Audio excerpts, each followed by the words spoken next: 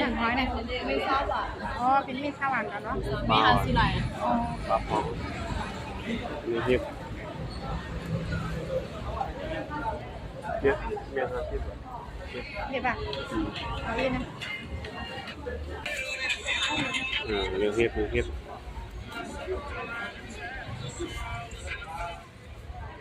นี่หอยยังไง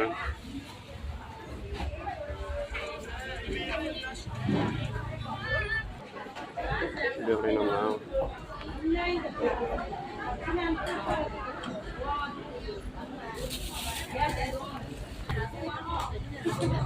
โอ้ตรงนี้ก็หอยยังไงยิบ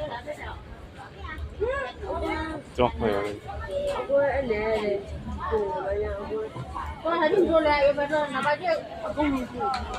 จอกกะเหรอเหนือหมดอ่ะโอ้ขายดีนะเนาะ